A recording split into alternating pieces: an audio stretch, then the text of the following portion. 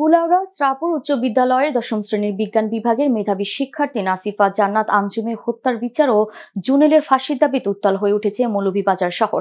সোমবার দুপুরে শহরের কোর্ট রোড সড়ক অবরোধ ও মৌলভীবাজার প্রেস ক্লাবের সামনে বিক্ষোভ মিছিল ও মানববন্ধন করেন স্থানীয় এলাকাবাসী ও শিক্ষার্থীরা সহ বিভিন্ন সামাজিক সংগঠন।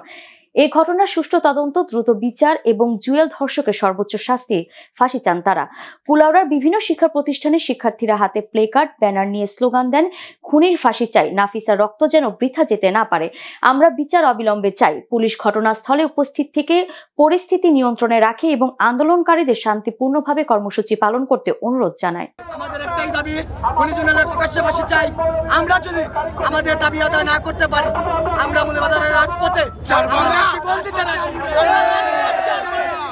আমাদের জীবন দিতে হবে। আমরা আমাদের জীবন দিয়ে হলেও জীবন দেবো ইনশাআল্লাহ। আমরা পুরো কুলাউড়া উপজেলাবাসী এবং মৌলভীবাজারবাসী মিলে আজকে বিশাল বিক্ষোভ মিছিল মানববন্ধনের আয়োজন করেছি। আমরা যতক্ষণ না আমাদের বোনের বিচার না পাচ্ছি, আমরা আজকে রাজপথ ছাড়বো না।